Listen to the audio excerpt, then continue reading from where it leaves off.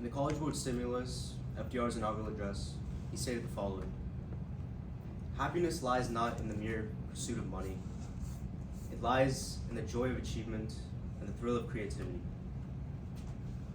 In his speeches, FDR was often a major proponent for innovation and bold action. Of course, education is the passport to upward social mobility, and the previously mentioned ideology relies on it heavily. However, recently there's been a fairly major disparity of education levels among certain groups in America, and income inequality is to blame for this. Good morning, everyone. My name is Vignesh Gupta. And my research question was, to what extent does income inequality impact the education opportunities for underprivileged students in the 21st century? And my answer to this question was, income inequality restricts students' ability to receive higher education, to pay off loans, leading to an overall lack of education and a lack of opportunities down the road. I will be arguing that income inequality has had an overall negative impact on the education of Americans in the 21st century. Now, to begin, what exactly constitutes a low-income family? Well, a low-income family is one that earns less than $15,000 annually. A lack of resources coupled with financial instability often means that the children of these families have to forego schooling and education altogether in order to provide financial support to their families. This means that they have to get jobs at potentially very young ages. According to the National Library of Medicine, children from low-income families often do not receive the stimulation and do not learn the social skills required to prepare themselves for school. They deal with issues like parental inconsistency and poor role modeling. However, high-income families, on the other hand, they are the ones that earn upwards of $100,000 a year. They have access to better facilities, better schooling, better teachers, and they also have access to different scholarships. This graph here shows that low-income families are very unlikely to have education past high school, whereas for higher-income families, it's the complete opposite.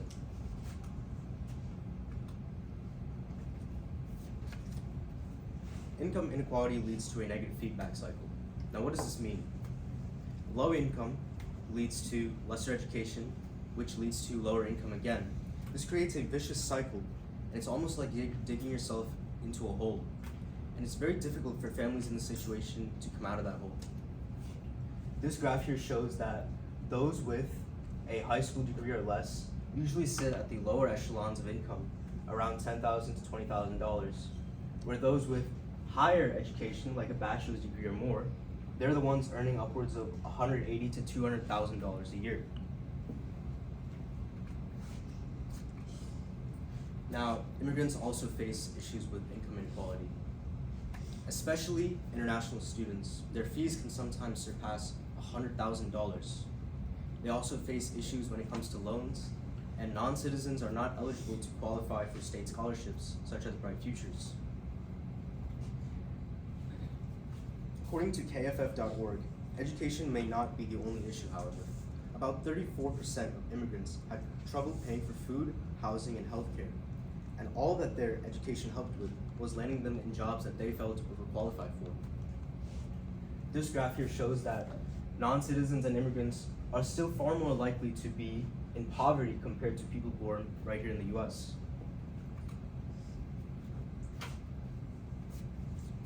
There's a clear discrepancy in both income and education for white families versus minority families. White families earn about $80K, while Hispanic Americans and Black Americans earn about $50K and $60K respectively. According to the Center of Economic and Policy Research, a report conducted showed that among people with the same education level, the same skills and other similarities in profile, white people were still far more likely to be hired by an employer versus any other minority. This graph further proves that point by showing that white Americans without a college degree earn more than Hispanic Americans and African Americans that have a college degree. Now, the implications of this are vast. Many students do not have the option to pursue education. They must instead focus on getting a job in order to put food on the table. This creates a cycle on poverty that is difficult to escape from. Now for the future. In America, the wealth gap continues to grow. The poor stay poor while the rich get richer. At this rate, there may one day no longer be a middle class. This is my works cited page. Thank you.